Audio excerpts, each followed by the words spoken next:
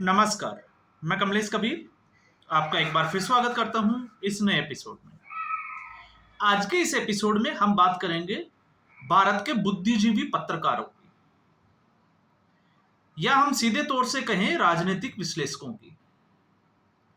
क्योंकि इस देश में इस वक्त जिस तरीके का एक माहौल तैयार किया जा रहा है, उसमें सबसे बड़ा योगदान ऐसे महान बुद्धिजीवियों का है जो अपने निजी स्वार्थ और निजी फायदे के लिए इस देश की साख को कटघरे में रखने के लिए भी जो है वो हिचकिचाते नहीं है। और जब मैं ये बात कह रहा हूं, मैं इसलिए कह रहा हूं क्योंकि आपने देखा होगा पिछले कुछ समय से जितने भी जो मीडिया न्यूज चैनल्स है उनकी विश्वसनीयता जनता में कम हुई है। और कारण क्या है? टीआरपी के लिए ये लोग किसी को भी बुला लेते हैं और किसी भी तरीके से अगर वो कुछ बयान देना चाहें तो वो उलझुल बयान जो है वो इनके प्लेटफॉर्म पर दे सकते हैं। इससे उस चैनल की टीआरपी बढ़ती है। तो अपने निजी फायदे के लिए ये कुछ भी करने के लिए तैयार है। अब उसमें कुछ ऐसे बुद्धिजीवी पत्रकार जिनका मैं नाम लूंगा, वो लोग इसमें शामिल हो जाते हैं और फिर देश को गुमराह करने का, या मैं सीधे तौर से कहूं कि आप एक फिलोसोफर होने के नाते वो आपके दिमाग को हाईजैक करने की कोशिश करते हैं। अब हाईजैक किस तरीके से किया जाता है? तो 1947 से अब तक अगर हम देखें 2024-25, क्योंकि आखिरी चुनाव 2024 में हुआ, तो जवाहरलाल नेहरू से अभी नरेंद्र मोदी तक बहुत सारे प्रधानमंत्री जो है वो आए और चले गए। अब ऐसी स्थिति में अगर हम किसी एक प्रधानमंत्री को, क्योंकि भारत में कार्यवाही जो शक्तियां हैं वो प्रधानमंत्री पद के पास होती है, तो अगर हम किसी प्रधानमंत्री को किसी चीज का क्रेडिट दे देते हैं तो कुछ गलत होता है, तो फिर हम उसको कोसते भी हैं। लेकिन इन लोगों ने एक अजीब तरीके का जो है वो खेल अपनाया। और वो खेल कैसा है? क्योंकि 2014 से पहले सूत्रों के हवाले से जो है वो खबर चलती थी, और इस ओर में जो है वो सारे न्यूज चैनल लगे रहते थे। किसी मंत्री के साथ साठगांठ चल रही है, किसी के ऑफिस में जो है वो मीटिंग चल रही है, किसी के पार्टी चल रही है। अब 2014 के बाद ऐसा क्या बदला? तो 2014 के बाद में ऐसा कुछ हुआ कि इन लोगों के पास आज सूत्रों के हवाले से कोई खबर नहीं है। अब जैसे हम इसकी बात करते हैं, अब याद करिए अगर 2014 से पहले का समय होता तो आज आपको और मुझे यह पता होगा कि भारत का अगला उपराष्ट्रपति कौन बनने वाला है। लेकिन क्या आप अनुमान लगा सकते हैं? क्या आप यह कह सकते हैं कि अगला उपराष्ट्रपति कौन होगा? नहीं कह सकते। क्यों? क्योंकि आज के समय में सरकार के किसी भी मंत्री से या सरकार के किसी भी संवैधानिक पद पर बैठे व्यक्ति से कुछ भी निकल पाना इन लोगों के लिए बहुत मुश्किल हो गई है। और जब हम इसकी असली जड़ को समझते हैं कि आखिर ये नरेंद्र मोदी के विरोध में क्यों आ जाते हैं, इसका सबसे बड़ा कारण भी यही है कि नरेंद्र मोदी के दिमाग में क्या चल रहा है और सरकार में अब क्या होने वाला है। इन लोगों के पास इससे जुड़े हुए कोई भी तार नहीं है।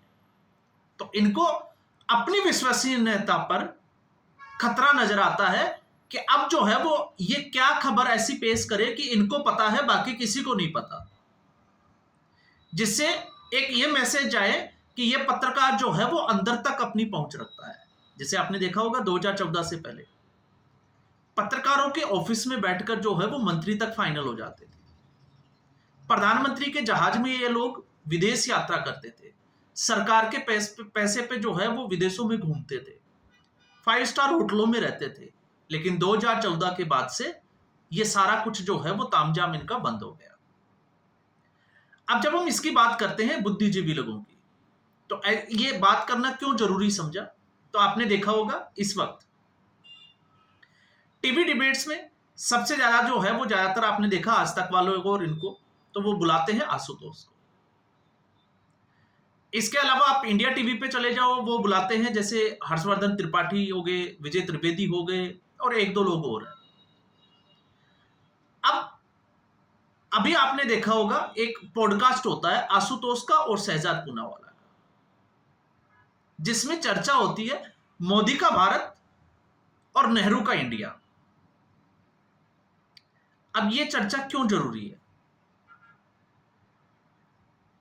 आज अगर हम बात करते हैं, जैसे संसद का जो सत्र चला ऑपरेशन सिंदूर के बाद में, तो ऑपरेशन सिंदूर के बाद में ये बुद्धिजीवी वर्ग जो है वो प्रधानमंत्री नरेंद्र मोदी को ही कटघरे में खड़ा करने की कोशिश कर रहा है, जबकि पूरी दुनिया ने यह देखा कि भारत ने जो एयर स्ट्राइक की आतंकवादी ठिकानों के ऊपर, वहां पर आतंकवादी मरे, और उसका सबूत भारत ने नहीं, भारत सरकार को आप छोड़ दीजिए, क्योंकि भारत सरकार की स्थिति में अगर आप जाओगे तो इन लोगों को यह है कि हम मानेंगे ही नहीं, भारत सरकार जो कहती है वो सत्य है।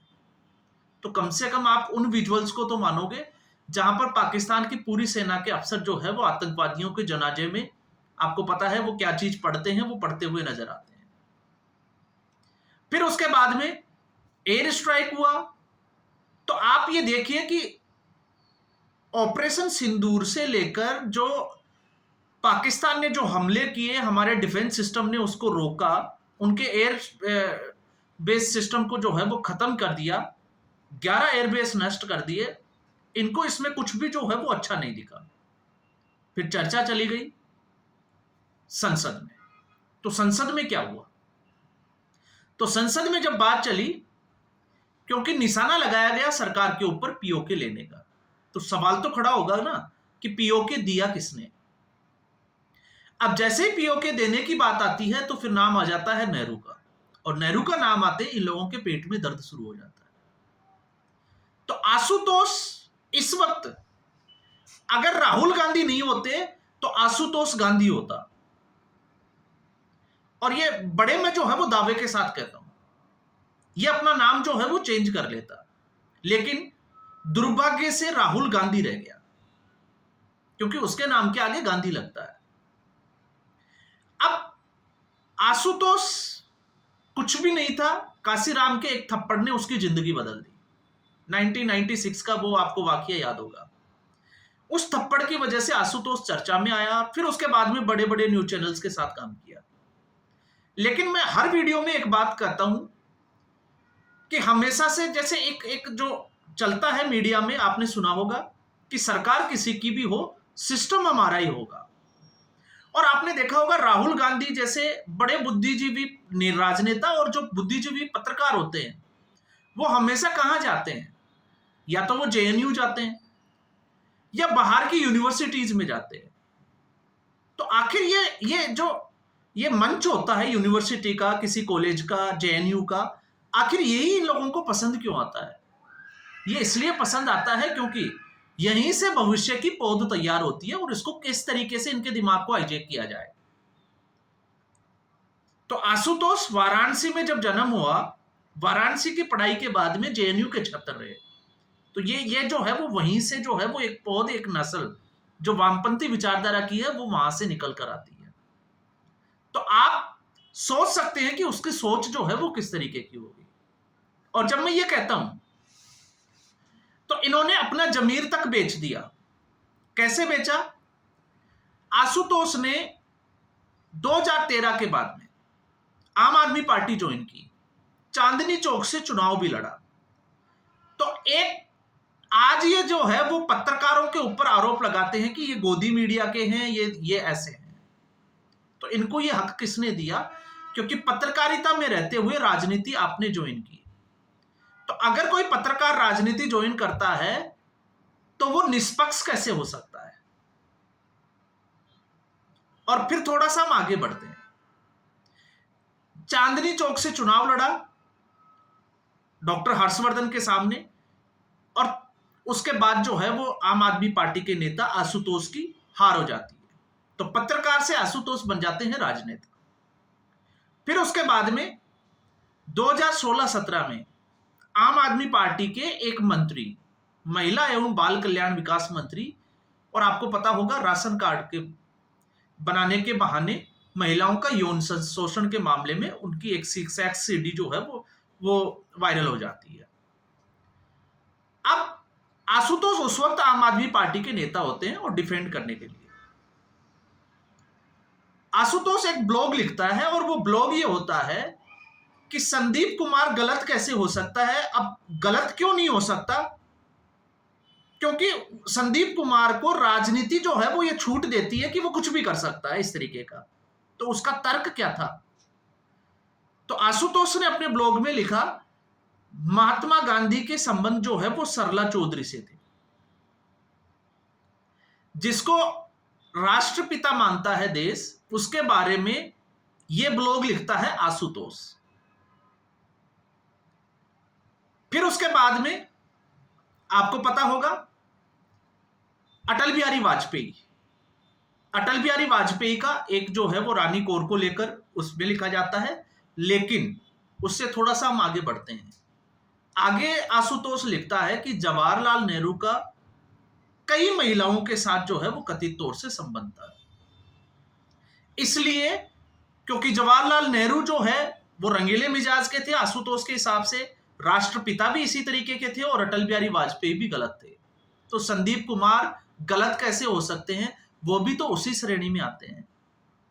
यह है आशुतोष जैसे पत्रकारों की हकीकत और उनकी सोच। फिर उसके बाद में राज्यसभा नहीं भेजा गया तो आशुतोष को लगा कि अब आम आदमी पार्टी में उनके पास जो है वो ज्यादा कुछ है नहीं। आम आदमी पार्टी छोड़ी और वापस से जो है वो एक राजनीतिक विश्लेषक के तौर पर अपना कैरियर देखने लगे। ये अलग बात है कि आज वो किसी भी मंच पर जाते हैं तो कई जगह आपने देखा होगा कि वो पिटते पिटते बच जाते हैं। इसी वजह से वो बच जाते हैं क्योंकि उनके तर्क जो है उनमें दोगलापन होता है। और फिर उसके बाद में आशुतोष ने जो है वो नेहरू को पढ़ा। नेहरू को क्यों पढ़ा, मजबूरी भी मैं बता देता हूं। नेहरू को इसलिए पढ़ा क्योंकि अब एक ही पार्टी बचती है, कांग्रेस पार्टी, और कांग्रेस पार्टी जो है वो पूरी तरीके से जो है वो बिखरी हुई नजर आती है आशुतोष को। उसको लगता है कि राहुल गांधी के पास में बुद्धिजीवियों की कमी है और वो खुद एक बुद्धिजीवी है, इसलिए राहुल गांधी कांग्रेस पार्टी में उसको रख लेंगे और शायद राज्यसभा के सांसद भी बना देंगे। तो नेहरू को पढ़ा। अब नेहरू को पढ़ा तो उसको लगा कि नेहरू जो है वो इस देश का भगवान है।